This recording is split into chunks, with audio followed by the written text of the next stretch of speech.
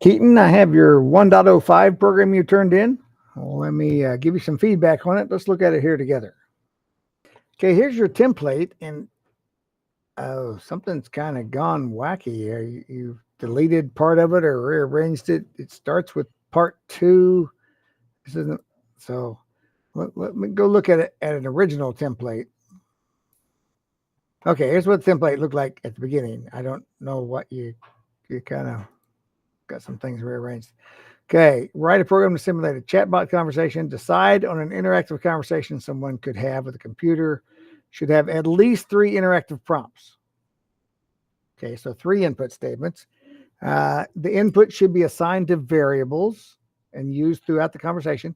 At least once, you should have indexing or slicing. You should use concatenation to join string literals and string values, so printing more than one thing on a line. And write the pseudocode, which goes right there. Use Python idle. Make sure you have your name, date, short description of the program at the heading comments. Use meaningful names of variables and follow the Python conventions for indentation and white space. Okay, so that's what it started out. Let's see what we've got here. Insert your pseudocode. I don't see any pseudocode. That seems to be missing. I need to go back and look at the 1.05 lesson because it talks about it and what pseudocode is. And you don't have any pseudocode here because this is still part of the instructions from part 2, actually, I think. Part 2 is supposed to be right above there. But that's okay. I'm not worried about this mess up. You don't get credit for the pseudocode. Now, here's the start of your program. Copy your code. So that looks to be the start right there, which I can already see it doesn't have your name, date, and program.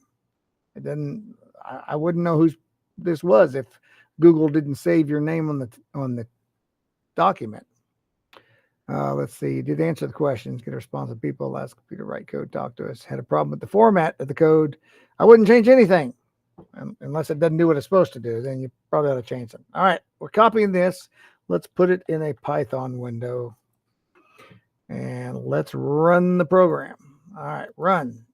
Oh, got an error already on line 5. Well, the first thing I see is here's where you said, okay, Python, here's my main function. Here's the main part of my program. So run this. And so it starts running that. And you have to indent it, right? Everything that's in part of that main program. And then it says, okay, Python, here's the main part of my program. That's where I want you to start running this. And it goes, oh, so this wasn't your main program? Okay, I'll just start right here then. But this is not indented. You have to indent that. Anything inside there.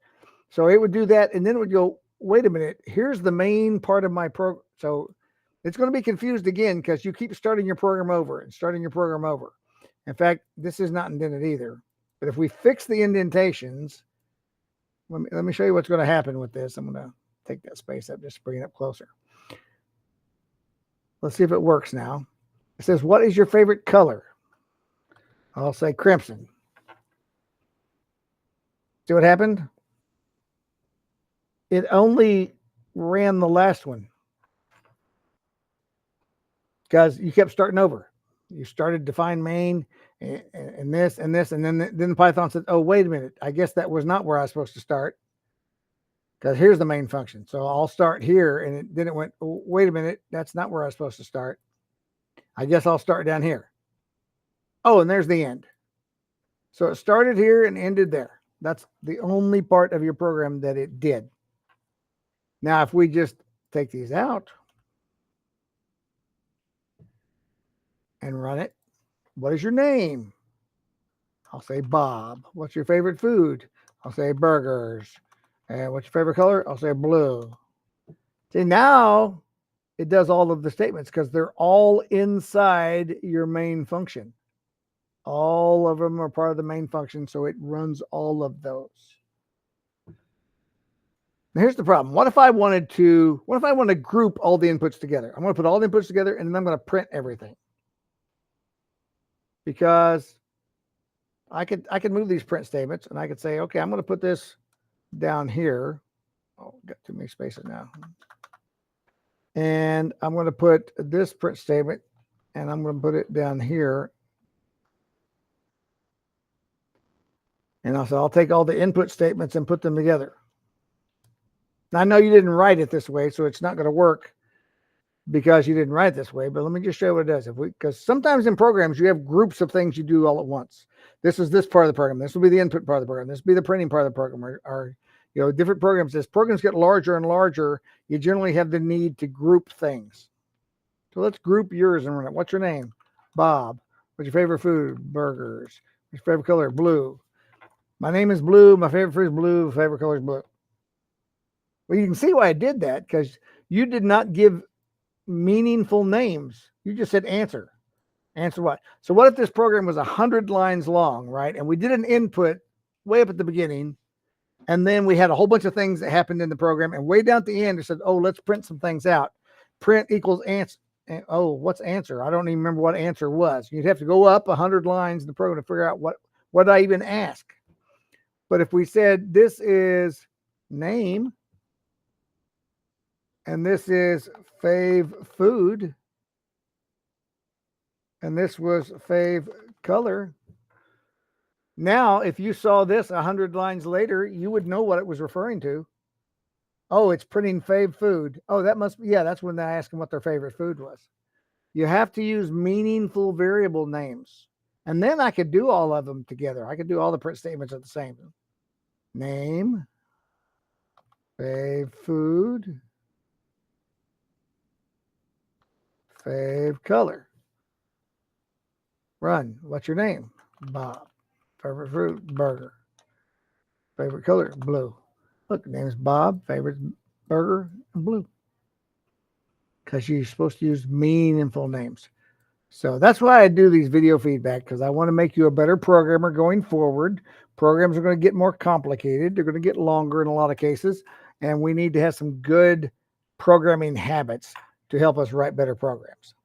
So you had the basics, you had the 3 input statements, and you had the concatenation where you concatenated this string literal with whatever they input. But another thing you were missing, at least once, you indexing or slicing. And you could do that in many different ways. Remember, indexing or slicing is from the previous lesson, and it deals with pulling out one letter if you index, or pull out a group of letters if you slice. So where would we do that? We could pick anywhere to say, maybe after a name. Okay, print. So that means your first initial is concatenate. Oh, name. I indexed and just pulled out the very first character of what they type. Remember, Python starts counting with 0. It doesn't count the letters in your name as 1, 2, 3. It counts them as 0, 1, 2. So if I say, give me the 0 character, that's going to be the first one. So let's run this. Let's keep up with Bob and our burger and our blue here. Your name is Bob, so that means your first initial is B. See, I just used indexing. Just pull out the first. You could use it for whatever you wanted. You could do slicing and say, maybe I want to do the first 3 characters of a name. We'd want to use a longer name just for illustration. Let's say, so can I call you? Let's see. So let's put in a bigger name. What's your name? I'll say Bob uses name Robert. And what's your favorite food? Ragu. And favorite color is red. Your name is Robert. So can I call you Roe? Because I pulled out the first two letters. It pulled out 0 and 1, and it stopped when it got to 2. Favorite food is Ragu. Favorite color is red. Maybe I want the first 3 letters. Whatever. This is slicing the first 3 letters now. Robert. Ragu. Red. So can I call you Rob? See, now I pull out the first 3 letters. So you can do a lot of different ways with indexing and slicing, but you're supposed to use that in your program to give you some more practice at that. All right, I'll get a grade put out there for this. Mainly my tips are to let you know going forward things that you had wrong. I don't know how much you tried to fix the errors because it certainly didn't run when I got it. So remember, I don't know how many times I said in class, if you're writing your program, you get errors, copy and paste it in an email and send it to me. If you can't figure out the errors, I'm happy to email you back and say, oh, here's the problem on this line. You should have put this or whatever. Because you really need to try to turn in programs that you have debugged that run error-free, right? But, at least run partially. This one didn't run at all. It didn't really do much of anything there. So anyway, I'll get this feedback to you, and we'll see you in the class. We got a bigger program coming up next week. We got the little 50-point program that's due this week. Next week will be a bigger math problem, so make sure you're keeping up with those. We'll see you in class.